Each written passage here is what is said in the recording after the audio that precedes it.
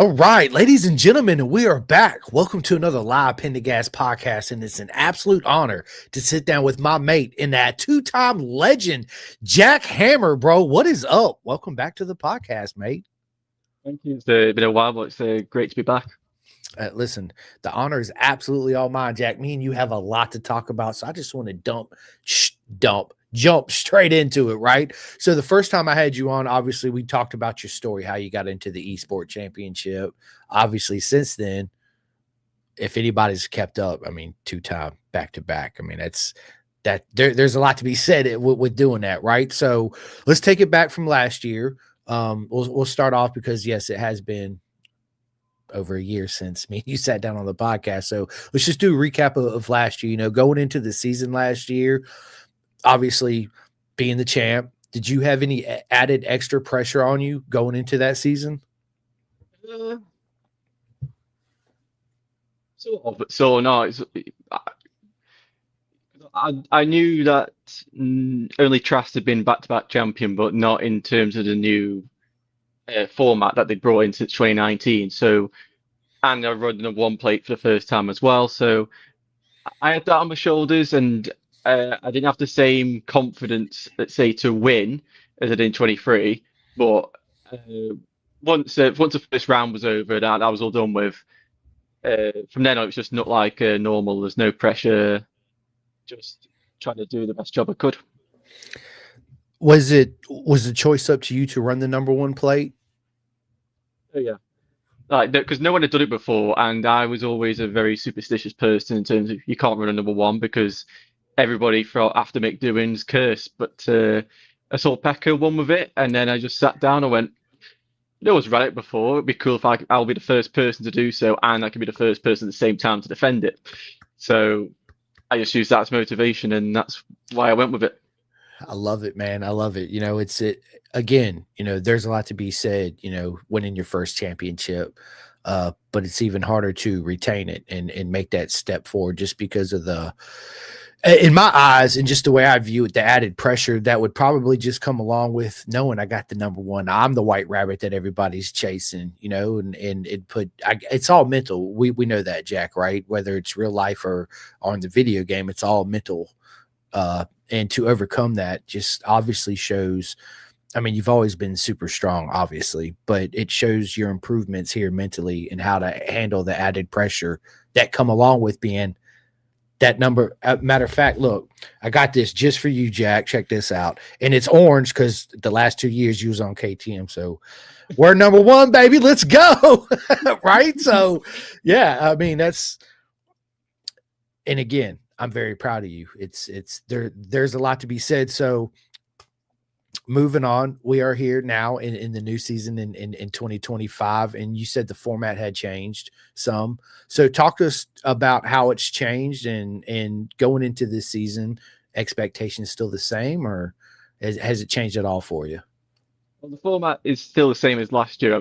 It's just the fact that when Trust did the double, you only had one race at that point, so obviously it's a bit more at that point it's a lot more pressure because you only had one shot compared to now. But for this year, it's been a bit harder, let's say, because I've not exactly got on with the 2025 game. It's a bit like Pecco this season, where the bike's simply not speaking to me. So I'm seeing what other people are doing, and I'm trying to replicate it, and I'm not understanding.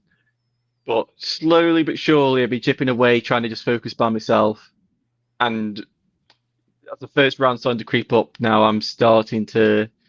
I still don't know where I lie in terms of race pace or anything, but I'm getting the sense that another title defense is definitely possible. I love it. You got it, mate. 110%. You got this. Everybody else should be scared because they're not ready for the jackhammer to show up this season. That's for sure. We got a good mate of mine, Brennan Triplett. What is up? He said, "Good evening, everyone. You, my friend, how you doing?" Um, you know, so it normally in our beautiful circus is what I always call it. You know, are the competitors, they share information, right? If you need a rear sprocket, they'll help you out or whatever it is. Is it like that too in the gaming world? Do you guys, you know, share setup changes or ask questions to try to elevate the game at all? We are very secretive because especially when I'd say, well, on this year's game, setup doesn't actually mean anything because you can change the height of the bike, the length of the bike, the spring rates. You can change all that, and the bike will be exactly the same in terms of lap time. It will just feel different, but there's actually no impact on performance for some strange reason. But in previous years, say uh, someone's got a huge advantage at one circuit, obviously you go, well, it must be the setup. So then you try and get it out to them what they're doing, and everybody's so closed off because if they've got an advantage, they don't want to. If it is the setup that's giving it them, they don't want to give it away. So everybody's usually pretty secretive when it comes to settings. So I mean, when everything's done with the championship and everything, I think that's when you get more relaxed and everyone starts sharing a bit more. But really, everyone's on the same setup anyway, or you have some parts of the bike that are exactly the same. So like last year, everyone run really low front preload, really high rear preload across the board. Everyone ran the same geometry pretty much. So the really small thing like the spring hardness and the rebound and damping, that stuff like that would have been a little bit different. But yeah, it's a bit secretive. I mean, I kind of imagined it would be. I just had to ask the question to see how. So, do you guys actually talk, or is it like a friendly atmosphere, or is it like nobody speaks? We just put on the headset, turn it on, and let's go. Or Um, yeah, we do speak. There's if there's problems with the actual game, that's when we speak the most because we obviously you don't we want as minimal problems as possible, and usually we'll discuss if there's an incident or something, or this, we always organise practice sessions. It's usually quite calm. There's never, I mean, when things happen, obviously that's when like say there's a crash that happens, then that's when things get a bit flared. But when everything's normal, we're all chat together, and usually it's all very calm and amicable. yeah, I know I played. See, the last MotoGP game I owned, I think was 23. And me and you had talked about it because I was like, dude, I just cannot figure out the brakes. Like every time I go to brake, it's the rear comes up and I end up crashing. It's like I couldn't make a complete lap to save my life, right? I think my favorite one was 20, I think it was. Man, everything was so plain. But one thing that I noticed, and you had mentioned a little bit earlier, is no matter what setup changes I did to the bike, it almost kind of felt the same. Like it really didn't. It might have turned in a little bit quicker and felt a little bit more nervous versus not. But I didn't really notice a big effect on it. Is that like that in 2025? Has that changed at all? Or Yeah. So the way I could explain it is, let's say you've gone from a really long swing arm to a really short swing arm. When you ride it, you can feel that the geometry of the bike is shorter. You can feel this the swing arm shorter, but you don't get increased wheelie, you don't get increased grip, you don't get increased turning circle. And if you went the opposite way, it'd feel like you got a really long swing arm, but you don't lose grip, you don't have better wheelie control, you don't have better change of direction or stability. So it's a bit weird. So the other one that makes a difference is the gearbox, the ECU, the brakes, and the rear preload. Apart from that, everything else, I guess you change. It won't actually make a difference to the lap time. Whereas last year, if you made one click on anything, it would make a very subtle difference. So, say if I was struggling with stopping, I would just do a small increase on the damping, let's say, and then I would find a difference, but then I'd maybe turn a bit worse. So it'd be like that. But yeah, this year, I don't know why, but the bike setup doesn't work at all. and that's got to be frustrating too, to a point, right? You're like, I don't know what to do to go any faster because it's not like you can change your body position or hanging off less or anything like that, right? It's pretty much a set. Because you get to pick your riding style, how far you lean over, you want to drag your elbow, more orthodox, old school, yada yada yada. To me, when I changed with those settings too, it really didn't affect a whole lot. It just more like graphics, the way you're sitting on the bike and leaning into the bike. One of my favorite games that I really gelled with right out the box, obviously, is Ride 5 and 4, right? Because they're just absolutely amazing games. But the World Superbike, I think it's 2022 or 23. That's a really good game too, as well. But again, it's one of those to where even though you do make even the subtle changes, you really don't feel it. But I always start out in the middle and then I go all the way and then I go all the way down just to see if it makes any difference at all and then kind of work from there. Now they added tire pressures too. Does that change the game at all? The tire pressures in there? That's something they haven't included in MotoGP yet. So, I mean, I'd say thankfully because obviously it's a bit of a drama in the real thing. But yeah, they just that's not a thing yet. So maybe the next game they'll bring that in. Man, we need a Moto America game. You can do that with Ride. Obviously, an actual Moto America game would be fun racing at all the Moto America tracks because really on Ride, the only ones you get at Laguna and well, you get the Canadian Motorsport Park and you might get VIR, but apart from that, you don't really get on Utah or Salt Lake City, it used to be called. Yeah, so yeah, Utah. We don't race there no more. I don't know why, but we should. That was a great track. VIR is my home track, so yeah, that I always love playing that on Ride 5 and 4. Yeah, but they need to come out with a game just like MotoGP, but for Moto America, where they have all the authentic tracks and the riders and all the classes too as well. That's one thing that I loved about the GP games. Is that something that they maybe in the future would you like to see you guys racing the Moto 3 and the Moto 2 as well as the Moto GP championship too as well? Or Yeah, it'd be if there's enough interest, I'm pretty sure it'd be a good thing because you get players who just aren't strong on GP bikes, but they're really good at Moto 3, and they obviously and the same for Moto 2, and you get others who are useless at Moto 3, but they're really good on a Moto 2 or a Moto GP bike. So you know, I think it'd be good if you could increase the classes because then you can just get more people playing and more just more potential to market everything.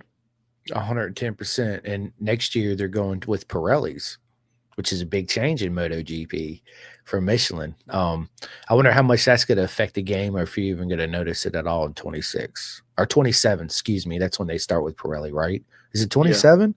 Yeah. Yeah. Yeah, that's it. I like to see tire wars in manufacturers back in the championship. Of course, Pirelli's going to be the sole supplier, but I wish they had Bridgestone back in it and all that. I just think it brings a different element to the game versus everybody. I get it with the same rubber, blah blah blah, but I like the tire wars. Jack, bring them back, right? Bro. So I know we talked about it first time, but just give a quick rundown on how because this is the video game, it's the MotoGP video game, people, and you actually got to qualify. So they on their website, or they send you an email when you sign up and register and all that stuff, and then they give you a time and a day to log in, get on, and then basically it's an eliminator round, correct?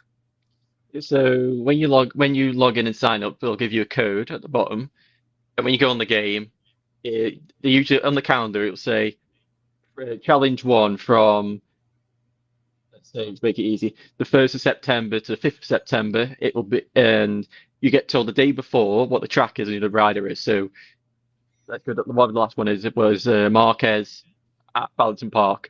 So then you go on and you enter the code, and then you've got from 10 a.m. UK time on a Wednesday to 6 p.m. on Sunday UK time to do as many laps as you want to try and set the fastest lap possible. And if you get, then the point system works on every platform. And they split up in Europe and rest of the world as well. So if you get first, you get 25 points, and it's the same for the GPs. And then you combine all the points from every single challenge, and you get the top 15 from Europe, the top 15 from the rest of the world. It's all 30, and then don't want to send send all the teams everybody's emails and whatever else, and then you have to play the good old waiting game to see if anybody contacts you. And it's probably a nerve-wracking waiting game too as well, right? I wonder who's going to call me out. I wonder what team's going to pick me up this season. And was saying that when you do get the phone call from a particular team, do they send you the shirts and too as well, or is that something you pick up there at the track? Yeah, so I think it depends on the team and what their stipulations are. But in the past for me, it's just they ask me, "What's your address?" I go, "This is my address. This is my size," and then they'll send it to me as fast as they can. I love it, man. I love it. Do you have a particular team you want to be with this year, or Uh, my when I saw that Trask had retired, and I saw Yamaha was open, I was like, I'd like to be a Yamaha. I'd like to be a VR46 because I'm a Rossi fan. But I just want to be with a team who, well, I just want to be, well, one, I want to be on the grid, and two, I want to be with a team, that's just gonna treat me well. So if I get those two things, then I don't really mind who I'm riding for.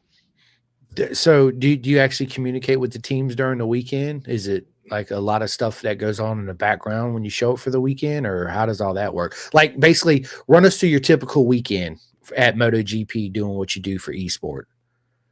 Uh, well, let's say this year, it's literally just I turned up as a guest of Dorna, and that was it. I had no sort of contact with KTM. In years gone by, it's because Silverstone's been a funny one because of COVID.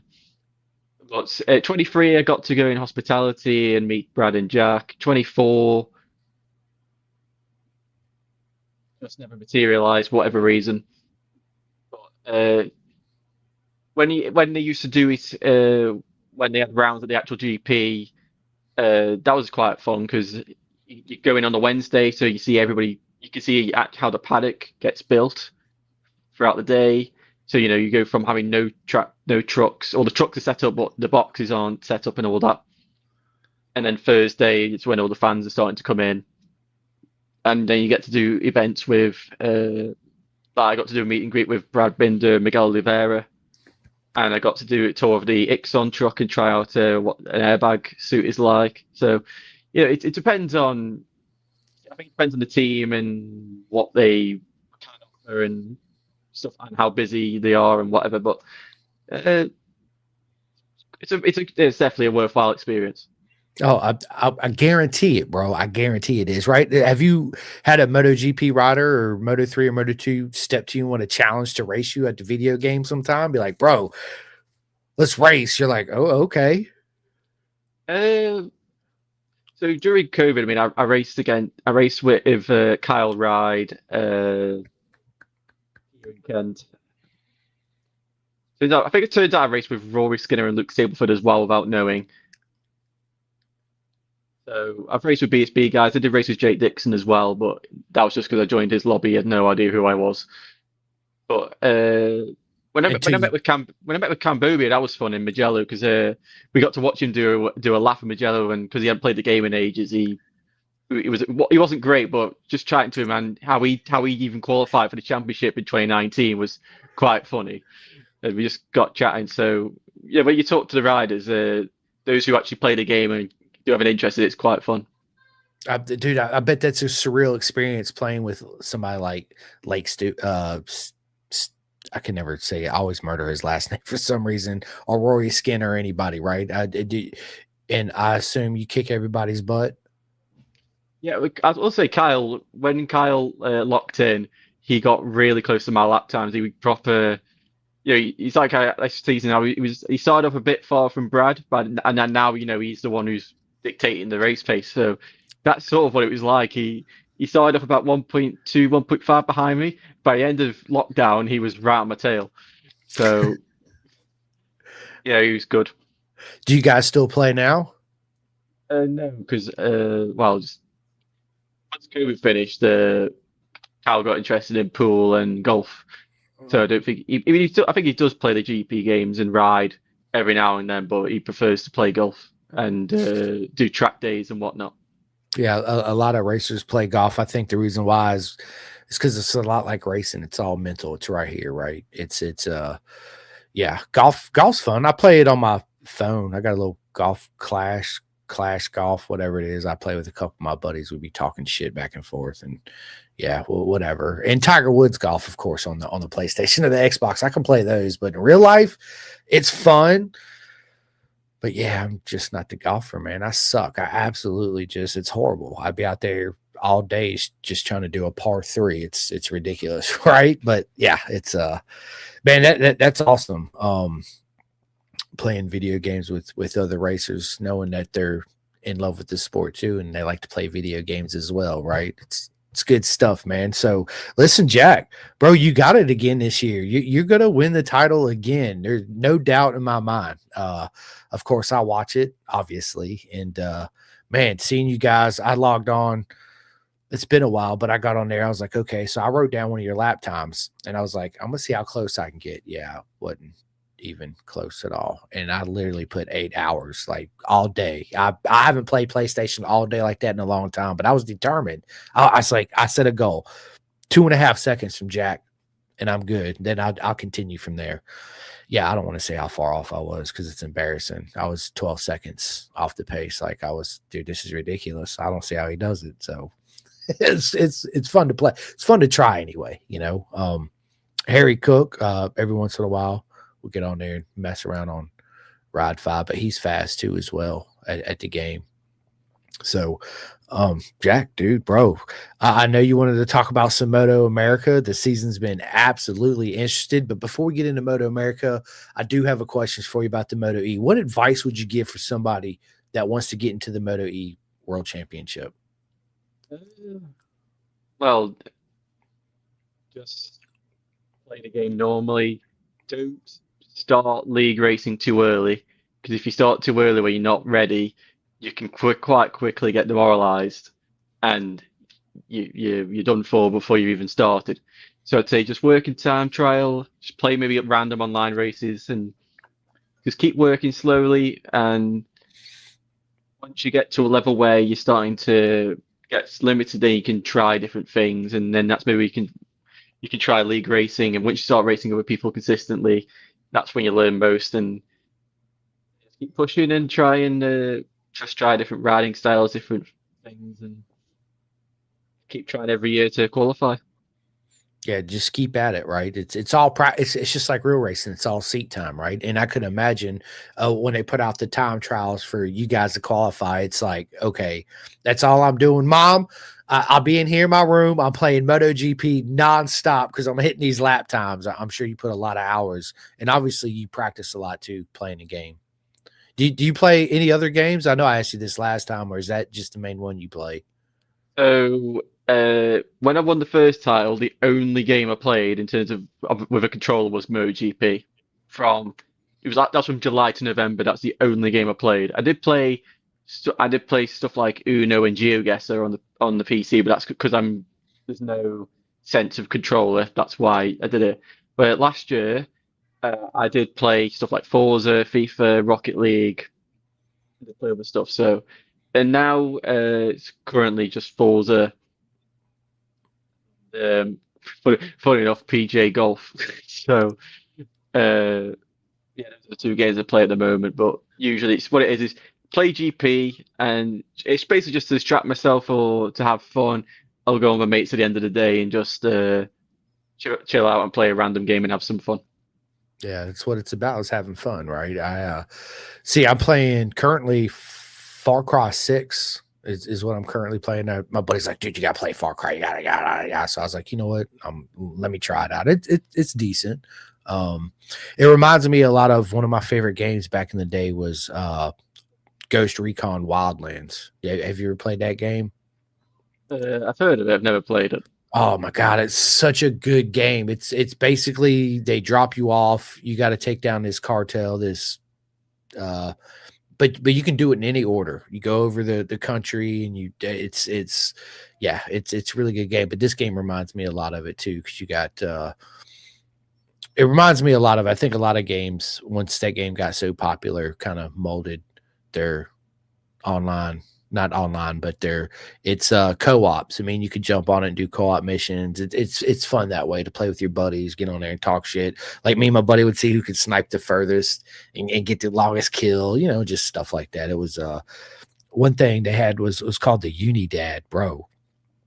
when you went on their base and you try to take it over and they come after you, dude, there was a time you can go all the way across the map and they're still chasing you. Like they don't give up. It's that type of intense game though. It's a lot of fun versus games that are kind of predictable after you playing for like 30 minutes. You're like, yeah, okay, this kind of sucks. That's why I never got into fighting games like Street Fighter or Mortal Kombat. Yeah, the graphics are cool, finish him and the cool kills and stuff, but it's basic routine stuff. It's just mashing the buttons and doing the fight.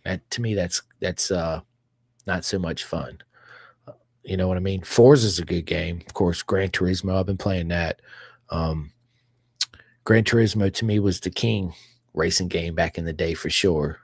When I first got my Xbox, of course, I got Forza, and I was impressed on how really good that game was. It really surprised me. My son just got a new Xbox a couple months ago. Of course, downloaded Forza, so it's different now. It's not the same. It's open world. Of course, it was kind of open world back in the day, but it's just different if you know what I mean. I'm looking forward to playing. What's the new one coming out? Everybody's talking Grand Theft Auto 6. Yeah, definitely gonna get that one for sure. So my son keeps talking about Grand Theft Auto, and then Rocket League. You mentioned that, so me and my son get on there. We play Rocket League. He kicks my butt all day long on that game. It's kind of difficult controlling a car or truck or whatever it is, getting the ball, and yeah, it's just it's difficult for sure. But he enjoys it because he kicks my butt. And every time we get on a motorcycle game, he's like, Daddy, I don't want to play you because I already know you're going to win. And I'm like, but I suck, dude. Like, yeah. So, but anyway, Jack, bro, you're an absolute legend and you got it this year. And I know I said it earlier, but you got this. As far as the bikes go, man, I would love to see you with Team Aprilia, to be honest with you. I think Aprilia is a beautiful looking machine and they actually come a long way. I'm glad Jorge Martin's back on the team. That whole shit show that was going on behind the scenes. Now he's happy. He looks happy. He's fast. Yamaha introduced a new V4 this weekend, which is looking good. I always thought it was kind of crazy why they come out with the V4 now when they know they got to change it in a year. Yeah. I think part of it is to keep Fabio on the team for sure. But yeah, it's definitely interesting. But as far as Moto America, Jack, you said it was your first year watching it the full season, bro. You got to tell everybody, what do you think about Moto America? I'm going to start about a bit negative. I say I think BSB is better. Me too. I say it all the time. BSB's the best production racing in the world, hands down. But just because when I went to it, I was like, okay, I know it's going to be Beaubier versus Herring. And if Garnier's in fully fit, it'll be those three. I did not expect Jake Garnier to get involved. Bobby Fong to get involved at all in the title fight. From the moment he won his first race, he's gone and stormed it.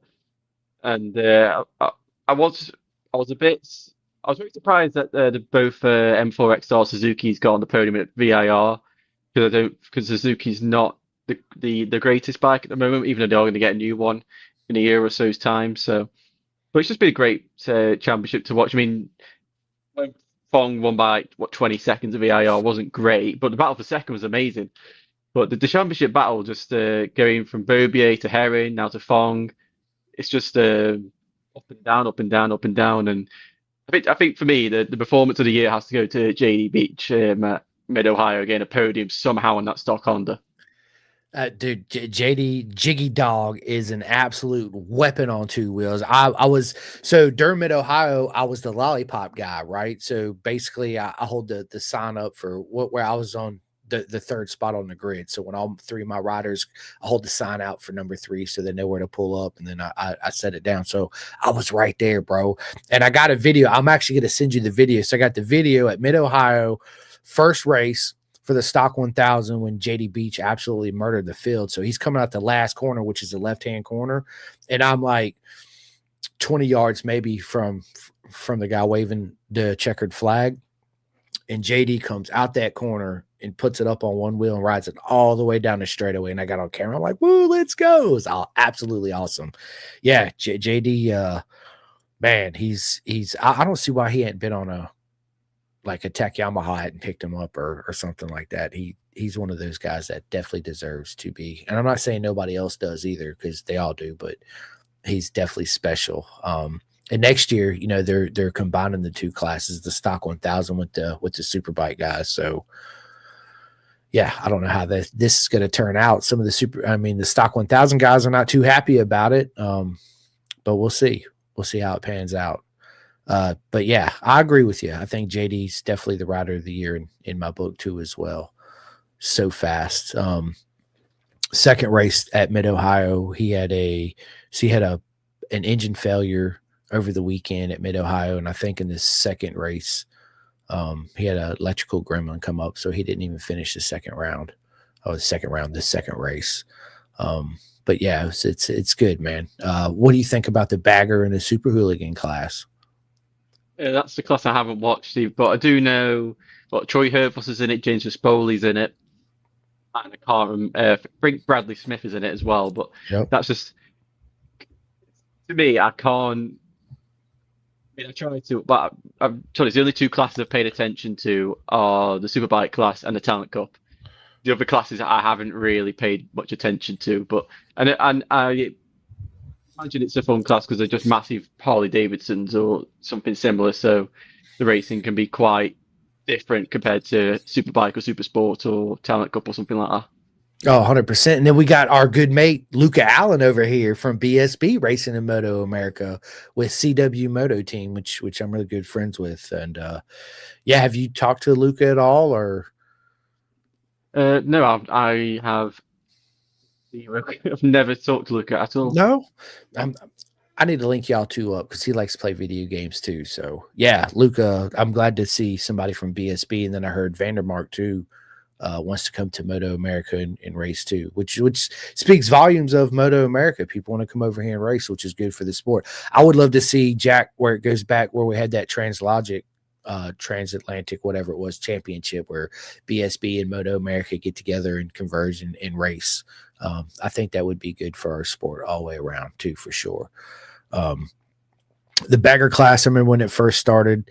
Dude, Jack, I gotta be honest. I was on the fence. I was like, I don't know, man. Like this is gonna be a shit show for sure. But we'll see. It might be good for the sport. And the more I thought about it, I was like, what an ingenious idea. And the reason why I say that is it brought more people into the sport that otherwise wasn't into the old school crotch rocket racing, sports bike racing, right? With the Harley guys and the Indians. But now they're fully involved. They love it. They show up, they watch, and it just brings a different crowd. So it helps the sports grow. Excuse me, grow in that way. Oh man, excuse me. It brought different sponsorships to it too, as well, right? Which is also good for the sport too in general. The racing's really good. It's close, and those bikes, bro, they are outrageously. You think super bikes expensive? Nah, bro, that bagger class is retarded expensive. My good buddy Max Flinders from the UK, he races the bagger and the super bike, and you know, I asked my friends that race the baggers, I'm like, well, what's it like racing that ginormous bagger? And they say it's a lot of fun. It's like a big, heavy supermoto in a way, which is kind of crazy to say, right? You know what I want to see, and I've been waiting on, is when somebody wins the race, Jack, and they pull some beer out of the baggers and start throwing them out to the crowd, right? Wouldn't that be cool? Put something in it, keep it out. The super hooligan class is actually one of my favorite classes. I think it's a different perspective. It is Street Fighter style bikes getting it in the mix, and it brings allegedly a cheap way to get into the sport too as well. You know, with the whole class rules, especially in BSB, it's the same way with the 600s. You know, you got different CCs, sizes, and I'd hate to be the guy or the girl sitting behind there trying to make the rules and make everything as even as it can be. That's got to be a freaking headache right there. And as far as the Talent Cup, you know, did you ever watch the Junior Cup at all before the Talent Cup? No, because the reason I was bothered about the Talent Cup was because of Julian Correa. So that's the only reason I watch it. So yeah, I have no experience of what the Junior Cup was. Juju, my boy, man. Yeah, so I finally got to meet Juju at VIR, him and his dad, Michael Carrera. Everybody knows I'm a huge fan of SFL Mini GP, which his dad runs in South Florida. This is my new hat that they gave me while I was there, and I got a cool keychain. And of course, I bought 3 T-shirts for my boy to help support him. Yeah, Juju is what an amazing young man he is, right? And his parents are too as well. And he's super fast, super humble. He's actually racing this weekend, if I'm not mistaken. Yeah, Yeah. he's in Estoril. Yep. So, yeah, let's go, Juju. You got this. Yeah, it's super exciting. But the Talent Cup, it replaced the Junior Cup, which was 400cc Kawasaki's. And that's what everybody was on. We went from whatever 30 plus rider grid, 28 down to what is it, 13 now? I think it is. And we're the only class in the world that races a bike that we're the only ones in the world that race that particular motorcycle. Nobody else in the world races it. They used to run Kramers in Super Sport, but because the GP2 class is now gone, the Kramer no longer exists. Yeah. Which to me, I kind of hated to see the GP2 class go away again. To me, that was everything has a yin to a yang, right? But it gave you at least the option. Hey, you can do a R6 or a ZX6R with this options, or you can do a proper GP2 bike, and you have all these options. It was it really fair? I don't know, but one thing I do know is the racing was super brilliant at PSP in the 600 class when that was going on. It was it still is today, right? Let's be honest. But yeah, the Talent Cup, it's more expensive to get into than the Junior Cup was, but it's brilliant racing. I mean, let's just be honest. We got Bodie Page, we got Hank Fosberg, we got my man DeMario, which is absolute weapon, right? He won the Talent Cup with a race weekend left to, I mean, not the Talent Cup, the Twins Cup with I can't even talk today. New Jersey, the last round left to go. Talent Cup's in Texas right now at Coda. DeMario could actually win up 2 championships in one season, which is brilliant, right? Going from a Twins Cup to the Talent Cup, on the weekends, especially when they race back to back. Which, do they race back to back? I'm not so sure. Anyway, you got Cody Kopp, flat track racer, thrown into the deep end, first year road racing with Kenny Roberts' team, right? It's good to see how far he's come from the beginning of the season, how comfortable he's getting into, proper road racing instead of flat tracking, because it's completely different, but yet the same, if that makes sense. I mean, listen, the grid's stacked. We got Juju in there, which he's not here this weekend, obviously, because he's in Europe. We got Ella Dreyer.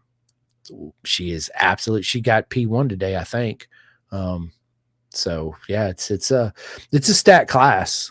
I think the top 5 get a Red Bull rookie tryout, from my understanding. So we're trying to get more involved over there in the UK. But when I get asked a question, my answer is always this: if you really want to make it over there, sell all your shit and move to Europe.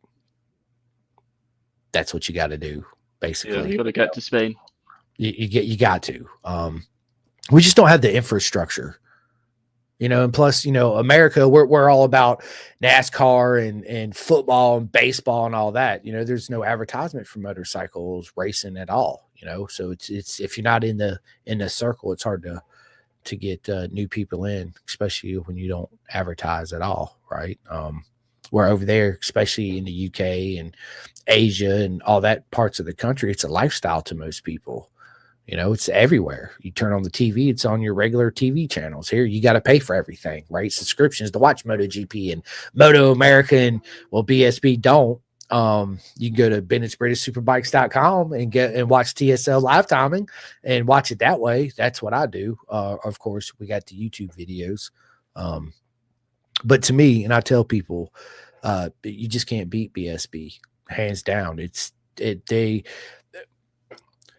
You've been to MotoGP, and I know you've been to BSB. So let me ask you this question before I tell you my answer. What's the energy difference like between the two? BSB and MotoGP because it's different. The crowds, even though it's two-wheel racing, the crowd's different. The energy levels are different. It's completely it's two different worlds, right? Same thing with Moto America. Thing that Moto America has going for it, World Superbike's kind of like it too, is it's an open pit paddock, kind of like BSB, right? You walk around BSB, you can pretty much walk up to anybody except for Cadwell Park because it's way down below and you got to cross the track unless you got to pass. You're not getting across that track, but you can stand there at the top and they come by there. They have to, right? And everybody's friendly. They introduce the crowd, the fans. It was intense, right? Here in America, we got the open pit paddock, so you could go straight up to Cam Bobier or Cam Peterson or whoever and get a picture, autograph, and talk to them. But the crowds is not as big. Like at VIR, the crowd was bigger Saturday than it was Sunday. But it's just not as lively as BSB was, right? Nobody's like, whoa, let's go. Whoa. You know, you don't have too many of those except for me and my CFE buddies. And there are people here and there that do it, but it's not like MotoGP or BSB from my experience anyway. What about you, Jack? Yeah, so the first thing I noticed at GP is obviously the bike's a lot faster and stuff like that. But in terms of crowd, because it's Silverstone, it's so big compared to every other circuit, apart from maybe SNET. Crowds ever since I've been going, it seems like the crowds get smaller and smaller and smaller, and you barely hear a roar of the crowd. Like say when Lorenzo Marquez had that battle in 2013, you heard the roar of the crowd, or when Rins won, you heard the roar of the crowd. You don't really get that anymore. In BSB, I'm in the pit when I was in the Talent Cup part and the pit walk's happening. You even have people just walking up and down the outside, like the paddock, all the way on the wrong side of the pit lane, just looking for people to have pictures with or just to scout all the other classes. So, I mean, I never usually. It's very rare I watch trackside because I'm always in a garage or an awning or a pit lane or whatever. But BSB is more tightly knit because you got all the Facebook groups, so everybody knows everyone knows everybody else. Everybody helps people to try and get tickets, or if there's anybody struggling with camping or whatever, you get this sort of community where most people are dead helpful and a really nice atmosphere. Oh, 100%. It's MotoGP, you know, I've been to Coda past 7 years and I went to Laguna Seca in 2005 when they first come back, and I've been at every MotoGP race at Indy except for the last year. One thing that I noticed about GP is it's just my personal opinion. All this is once Rossi retired, it seemed like part of the sport kind of went with it, if that kind of makes sense, right? Yeah, we got Pecco. Of course, we still got Marquez, but that character's gone, right? The character that everybody loved and cheered for. I mean, when Rossi was still racing, you show up, you see yellow flags, and I mean, it was everywhere, you know. Now it's yeah, you got Mark Marquez fans and this, but it's I guess the point I'm making is the atmosphere is different. Yeah, Basically is what it is. It's not the same as it used to be. Never been to Silverstone. One of my bucket list tracks I do want to go to, and I've heard that it's like you described it. It's huge. It's a big track. And one thing about like Moto America on the weekend, I noticed BSB they outlawed scooters, so only the team members and the teams can ride scooters. In Moto America, you're allowed to ride little pit bikes and scooters around everywhere, even in the pits. Depending on track to track, because different owners like Moto America don't own obviously all the tracks, so there's certain people that own certain tracks and they set their own laws per track versus whatever state it's in. Like in Atlanta, Georgia, when we go to Road Atlanta, you got to wear a helmet when you ride your little bike around, or your little e-scooter or whatever it is. That's what I got. I got my little e-scooter right here I carry around with me. Other tracks you don't. Some tracks require you, like Wisconsin, Road America, they require you to have, you got to buy a $50 little pass that you put on your little vehicle to allow you to ride in and out of the pits. But of course, you got to ride slow and be respectful because there's a lot of people walking around in and out and all that. Did you watch the Daytona 200 this year? no, I didn't. No, dude, you got to watch that race. That's an intense race. That's a glorified, bro, brain fart. Endurance race is what it is. You know, it's the only unique track in the world that, Jack, when you go there, and your setup will not apply to any other track in the United States at all, just because how unique it is. I'm pretty sure it's like that with Cadwell Park over there in the UK. It's so unique, you know, it's nothing works anywhere else. So we got another good buddy of mine, Will Lynn. What is up, my man? He said, let's go MA weekend. Yes, it is. So I met Will at Mid Ohio, who's actually working the grid with me. That's how me and him met. So we got to spend the weekend together working the grid, and it was a lot of fun. Have you ever done any corner marshal working or anything for BSB at all? No, the only thing I do is pit board duties. I'm sure that's pitboard duties. I was standing right next to Jason Rebay's dad, and he's got his phone out, he's got his watch out, and he's swapping numbers and doing this the whole time and holding it out. I'm like, woo, let's go. Like, he's literally like right here, and I'm watching him. I'm like, bro, like, I'm trying to talk to him. He's not paying. He's paying me no mind, Jack, and I like to talk, right? He's just looking at me, smiling, doing his thing. And I'm watching the whole time, you know, but that's a side that most people don't get to see on TV. Like, they see it for a split second, and it might show you, but there's a lot that goes into doing that. Yeah. You know? There's, practice and qualifying, that's okay, because most of the time we got to do is tell them where they are and how far they are. But when it comes to the race, you got to make sure you don't mess up the lap counter. So you got to make sure you're telling your rider what lap it is, how many are to go. If you get that wrong, obviously you can have a Alicia Spargo moment where across the line they think it's over, but there's actually another lap to go. And the thing I struggle with most is trying to calculate the correct gap that the rider is behind, because every lap you can have a different sector. So say if you're strong in the last sector, you're going to pull out against the rider behind you. So you might have to go, okay, he's 0.3 now, but he's going to be 0.5 across the line. So do give him 0.5. If he's being caught, do you increase it and go, actually he's caught you up a lot more than he actually is? So I always try and give whatever the most accurate gap can be. But I mean, usually in Talent Cup it's just +0, so usually don't have to worry. But if it is a case where the gaps are increasing and decreasing, I do my best to try and calculate what roughly the gap's going to be. But most of the time it's too difficult to get it bang on.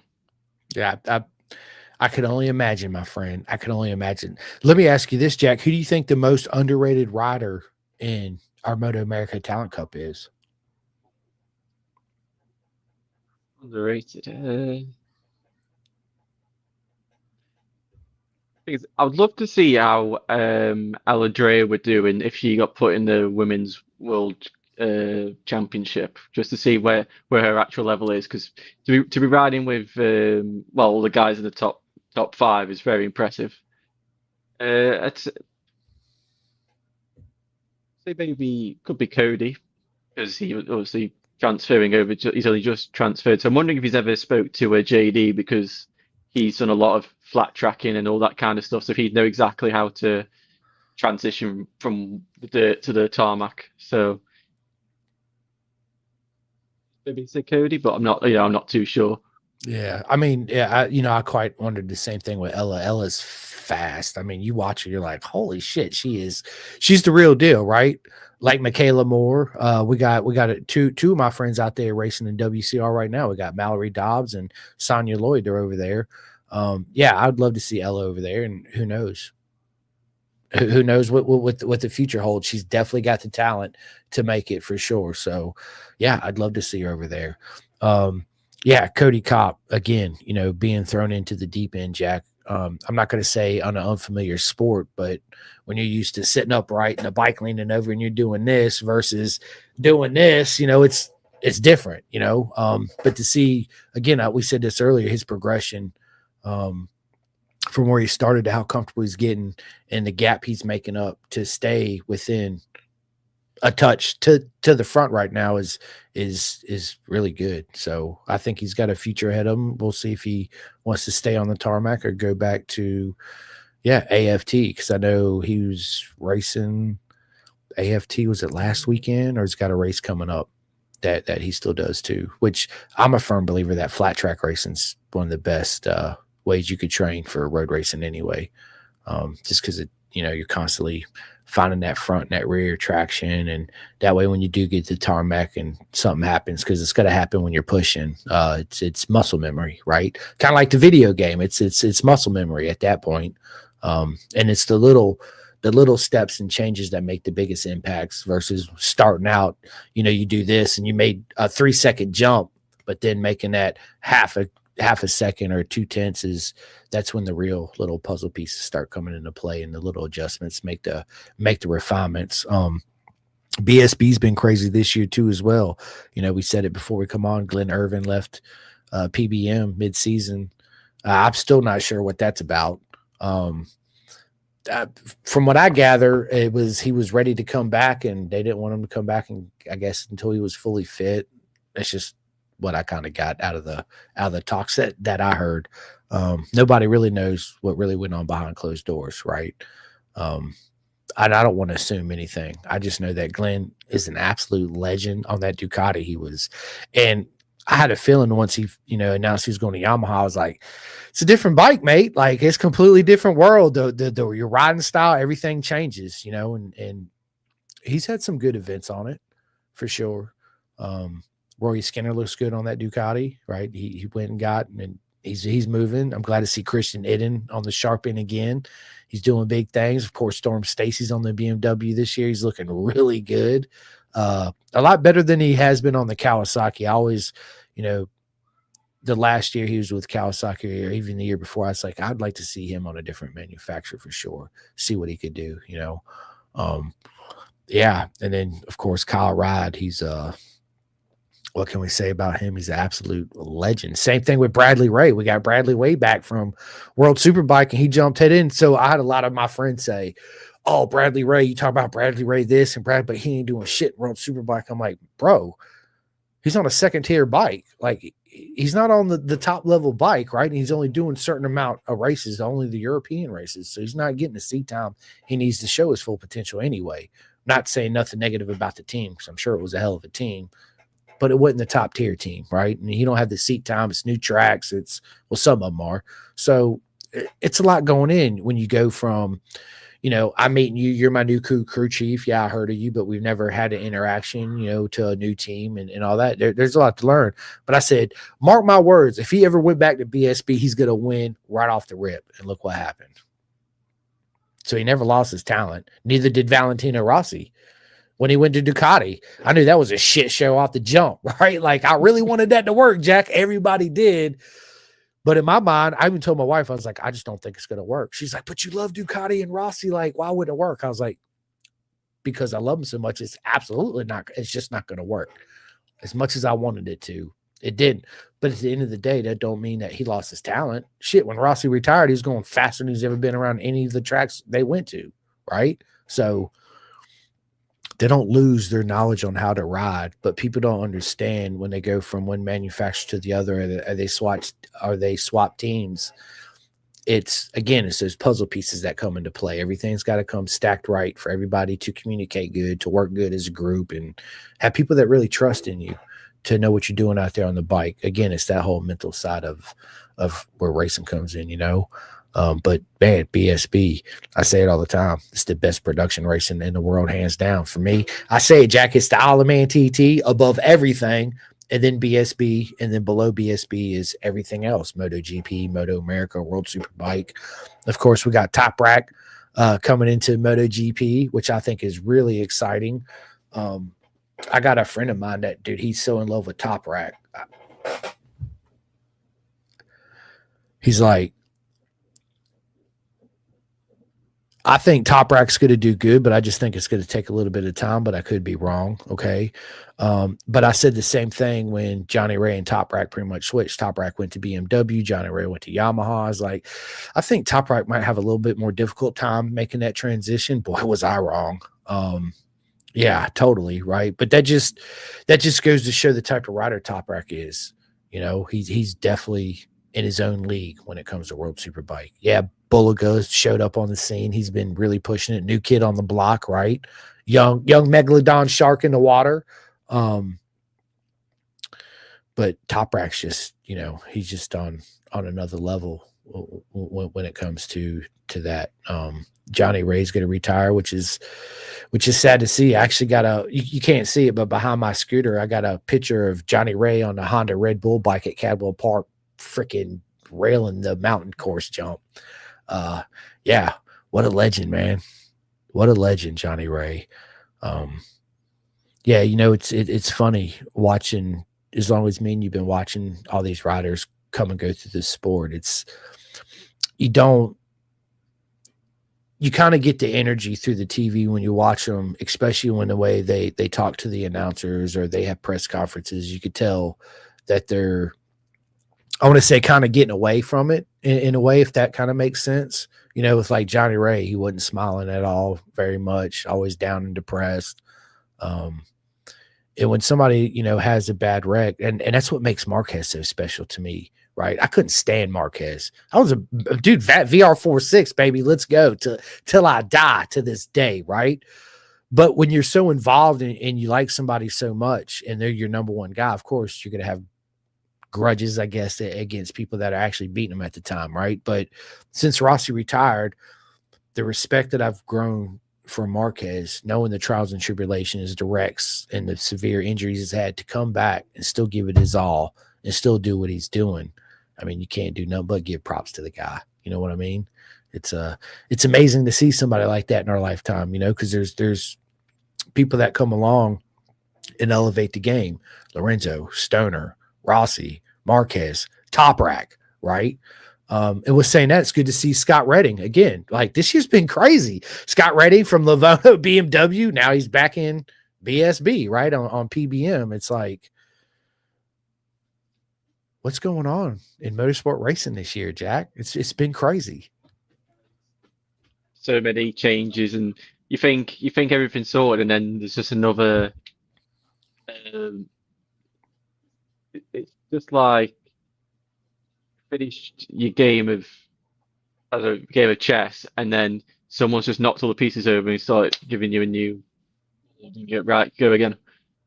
It's crazy. Yeah, but for us fans, it's always good to see. One thing that I think we're missing, which BSB is definitely not missing, is rivalry in our sports again. The way Lorenzo and Rossi were, and Marquez and Rossi, and that rivalry creates, I don't want to say friction, but man, the people love that, right? They love it when people talk trash about each other and this and that. Troy Heffross and damn it, who was it here in Moto America? They were talking cash shit to each other. I was like, yeah, let's go. That's what I'm talking about, right? And Troy's actually back in ASBK with Yamaha doing, I think, a one-off race too coming up soon, which is good. So yeah, I miss the rivalries like that, right? GP's too friendly now, I'll say, right? I think they're trying to be too much like Formula One. Let's just be honest. Since Drive to Survive come out, MotoGP come out with their horrible. You laugh because you watch it. You're like, what is this? Garbage, right? And now that they took over Liberty over MotoGP, we'll see what changes they're actually going to make and implement to make the sport better. And with saying that, Jack, let's go back to the esport real quick. What changes would you like to see in the series as far as esport goes? I'd love to see us returning back to racing at the Grand Prix, because from memory, they've raced at Valencia, Misano, Mugello, and that might be it, and Aragon. Those are the four tracks they've done. And the last one they did was Mugello in 2022. And I just think if we could just do, even if it's just one round, if we could do a round at Mugello or Misano, somewhere like that, and it's I think it could be quite easy on a Thursday just to implement, get the whether it's the GP riders, Moto2 riders, Moto3s, whichever talent cup is there, you can just mix everything and just increase everybody's profile a little bit. No, I agree. We said this earlier. I'd love to see them implement. It's just like in the super hooligans, out here in America, that they don't get a lot of seat time. Like they get out there, like literally you show up your first session, you got 20 minutes to be within that 120%. If not, guess what? You're going home and you just showed up, right? So it's yeah, I think more advertisement, more publicity, especially for the E Championship, is nothing but good publicity. Obviously, especially if you're bringing the riders in and they're getting involved, and more people's going to see it, and they're going to be like, "Hey, I want to do it," because they're doing it, and everybody wants to show up to the races and meet everybody, right? But it also gives them the opportunity to meet their superstars, people that they look up to. Um, I know here at Coda, I don't know how it is in Silverstone, but they have a new fan zone. Um, but here in America, when you go to Texas, you got to buy the $350 VIP pass in order to get back behind the garages to meet everybody. Otherwise, you get the $20 pit walk, right? But let's just be honest. When you go out there on the pit walk, you don't see a whole lot of riders because they're not out there on the pit walk. They're off doing whatever. You'll see Miller every once in a while, and Moto2 and Moto3 guys. But as far as your household names, that's what everybody wants to show up and see. You got to have that pass in order to do that. Is it like that there in the UK? Yeah, so Silverstone, they used to, but they don't do this now. On a Thursday, they used to do Day of Champions. So, oh, yeah, Day of Champions, where if you went on a Thursday, you got free paddock passes for the day. So you can just go in the paddock, find anybody, try and get a picture of anyone. Which I think did cause a few problems because you just get the paddock all rammed, so none of the riders can get to where they need to. Then they also did Two Wheels for Life auctions on the main stage, which is by where it used to be where Bridge Corner was, the old layout. It's on the Wellington Street on the inside, just before the bridge. And yeah, they used to have the riders do signings and autographs there. They come down once they've talk for 5 minutes, and if you're at the front, you could get pictures with people.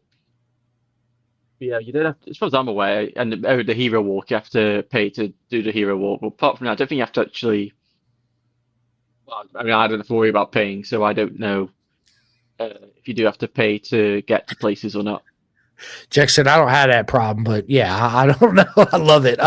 Yeah, I mean, but here in America, and the thing is they have that fan zone, but in order to get to the van zone, you have to have the VIP pass, right? It's not a separate thing. So if you don't have that pass, you don't get to go to the fan zone, which is cool because every they'll release all the Moto3 riders and they'll make their little circle around and Moto2 and the MotoGP guys. So it gives everybody an opportunity to at least get a picture and autograph real quick, which is what most people's there for, right? Is to get up close and personal with their people that they look up to. And to be honest with you, man, the racing this year in MotoGP has just been, I mean, it's an honor to see Marc Marquez win 14 out of the 16 races, right? But it's boring. It's not even fun to watch at this point. Shit, I didn't even look at my fantasy league in the past 4 rounds because what's the point, right? I got Marquez on my team, and I got Alex, I got Furman Aldegar, and shit, I don't even know who my fourth rider is. Who is my fourth rider? Let me look real quick. Furman, Quattuaro, sorry. Me, it was just Marcus, Aldeguer, or Agora, whichever one was doing better, and then you just be a swap between Frankie, Digi, Acosta, Bezecchi, and then you put the Catty and Grassini, bang, you're done. Pretty much. I mean, this is my lineup right here. That's who I got. That's my squad right there. So, and I'm doing horrible, and I thought I'd be doing good, but I suck. But whatever. And I haven't used no turbos yet, so that's good. Oh, I used my first turbo at Kota. See, Marcus, he's unbeatable at Kota, so he'll be amazing, and obviously crashed. I know, and I almost did too. I was like, yes, I'm a turbo him, and I was like, I'm gonna wait. But every other weekend, I'm like, yeah, I'm a turbo him this weekend, and I don't. Of course, he's been on this winning streak. I feel like, I don't know, me, for some reason, Jack, it's like I hold on to him until the last 3 rounds, and I'm like, up turbo, up turbo, up turbo, let's go. Because I feel like if I use them too soon, then I'm kind of assed out, right? So yeah. I don't know. It's all fun and games anyway. It's nothing too serious. I don't get wrapped up in the whole prize win. It would be nice to win a prize though. It'd be pretty cool. I remember one time I made it in the final round, and I had to do a video presentation and send it to them for the MotoGP VIP super fan. I made it to the final running in that, and I didn't get it, but it's pretty cool to make it at least to the final. So yeah, that's cool. But yeah, man, Jack, listen, this has been a lot of fun, bro. We're an hour and 4 minutes into this podcast. It goes by too quick, right? But just stay on with me after this. We're gonna go ahead and schedule our next one. And listen, people, Jack is an absolute legend. So cheer him on. You don't have any merch for sale, do you? No. You need to get you some, Jack. You need to get you some merch, man, and start selling it for sure. I'd buy one. I'd wear it on my podcast. Let's go, right? But anyway, Jack, listen, this has been a lot of fun, man. Thank you so much. It's been an honor to have you back on. Bro, you got it this year. No worries. You're going to show up and dominate. Somebody will get you. They haven't put you on a team yet, have they, for this season coming up? I'm with a team, let's say, but I don't know where I'm allowed to announce. Okay. All right. But I am with a team. My man, congratulations. Well, when you can announce it, hit me up, mate, and we'll jump back on here and we'll do an announcement and chat for a few minutes, and so you can make your can't even talk announcement live. That's cool, dude. Listen, I'm excited for you, Jack. You, my friend, are doing big things. You're living a proper mega lifestyle. You're playing video games, the MotoGP video game, man. I mean, how cool is that? And getting to travel. So now everything's done at home, right? You guys don't travel anywhere. Yeah. So the first 2 rounds will be at home, and then the last round, which is on Black Friday, takes place in Milan. Nice. So when let's say if they did have 3 rounds at the actual GP circuit, do they pay your way to get out there? Are you responsible for getting out there? So the team you're with, they usually pay for your travel, your hotel, whatever. And then if whatever reason they can't, then Dorna will cover the cost. That's dude, bro. Think 10 years ago. Well, it's not that long ago. Let's say 15 years ago, right? We'd be playing video games and teams actually paying you to show up to play the video game at the MotoGP events. How cool is that, right? Yeah. Proper mega for sure. I think all the series should do that. I think BSB. I always wonder why BSB didn't have their own game neither.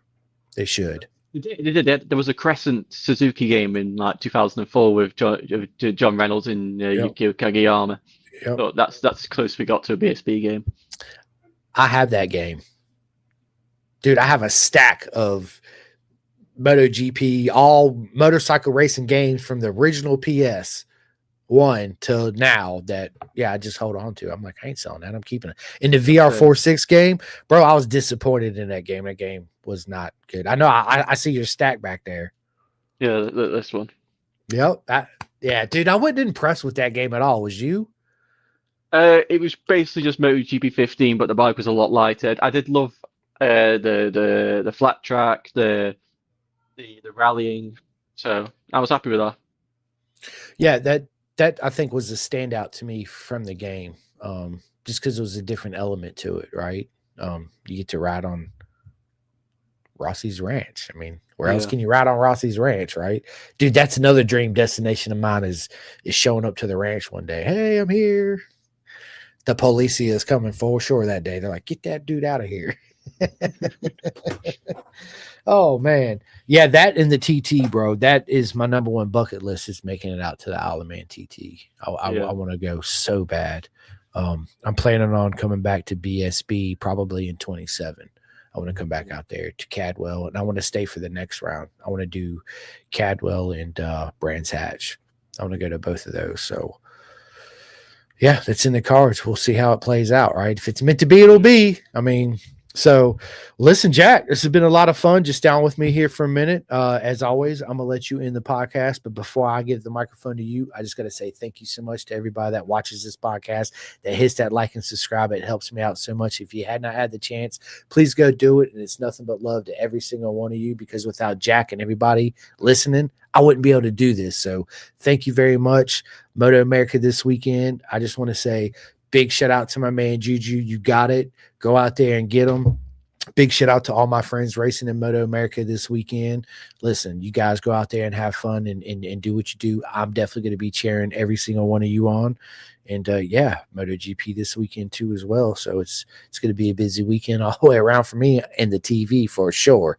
So Jack, listen, again, absolute honor, two-time champion, getting ready to be three-time this season. You guys heard it first on Pin the Gas because, yes, I just went ahead and called it. So, Jack, tell everybody where they can find you on social media and give all the shout-outs you want to give, my friend. Okay, so you can get me on Instagram at Jack. I think it's underscore Hammer4658. Twitter and YouTube is just Jack space Hammer4658, and same for Facebook as well. Shout outs just probably the Mortimer Racing team in British Talent Cup probably. That's who I spend my time with in BSB most of the time. With I mean, the season hasn't gone fantastic as we would have hoped, but it's fun. It's fun time, and we're going to Assen next week, so that'll be a fun experience. Oh, absolutely. Anytime you get to travel with the beautiful circus and be there on the race weekend, it's the best weekend ever, right? The atmosphere, the energy, the people, the fans, not so much the food, right? Let's just be honest, but everything else in between is good. Yeah, man. Well, listen, Jack Hammer, it's been an absolute honor to have you on today, my friend. I hope everybody enjoyed this as much as we did, and I'm sure you guys did. This episode will be out Spotify. You know the deal, Jack. It'll be out everywhere tomorrow. If you guys miss it, you can immediately go to my YouTube and my Facebook and rewatch it as soon as I end this here in a second. And thanks everybody that tuned in and watched and left a comment. Will and Mark B. Jones and Brennan and Jason and everybody. I see you guys. Thank you guys so much for watching. And Jack, again, it's been an honor, my friend. Just down with me for 1 second, okay? Let me end this. Calling all two-wheel enthusiasts, get ready to rev up your earbuds with Pin the Gas Podcast, the ultimate motorcycle racing podcast, hosted by Chris Simcoe, one of our very own excellent leaders here in Roanoke, Virginia. With expert analysis, behind-the-scenes stories, and exclusive writer interviews, Pin the Gas Podcast delivers the adrenaline rush of the racetrack straight to your ears. Whether you're a diehard fan or a curious newcomer, you'll gain insights that will transform how you watch and understand motorcycle racing. On your favorite podcast app, join Simcoe as he takes you on a high-speed journey through the world of motorcycle racing. Pin the Gas Podcast.